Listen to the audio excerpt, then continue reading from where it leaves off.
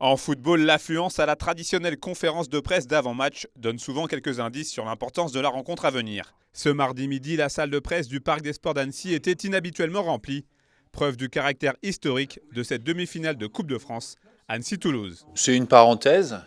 Je ne sais pas si ce sera une parenthèse enchantée, mais en tout cas, c'est une belle parenthèse qui se présente avec un adversaire de qualité. Le vainqueur ira au Stade de France, un stade plein.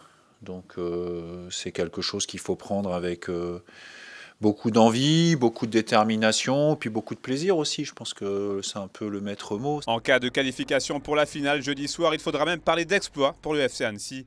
Car en face, le TFC 13e de Ligue 1 n'a pas non plus l'intention de laisser passer cette chance d'aller au Stade de France. Un adversaire en face qui n'est pas du tout dans la même catégorie que nous, et puis qui aura évidemment, quand on arrive en demi-finale, l'effet de surprise et on va dire la différence de motivation des fois qui peut expliquer l'exploit de l'équipe soi-disant inférieure. Ça existe moins parce que il y a tellement à gagner à aller jouer une finale que même le club de Ligue 1, quand il joue contre une équipe à un niveau inférieur, il est souvent très motivé.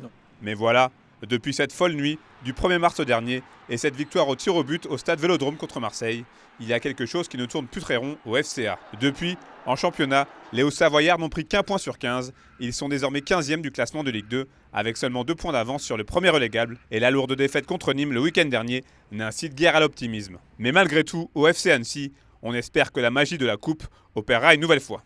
Je parlais personnellement, si j'ai pas confiance en moi, qui a confiance en moi?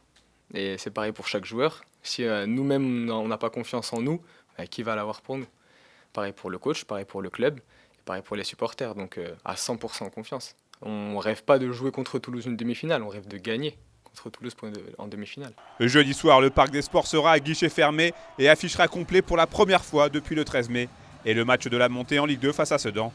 Et là aussi, et pour la première fois depuis le 7e tour, et la réception des Mahorais de Combani en octobre 2022, les Annéciens joueront à domicile dans la compétition.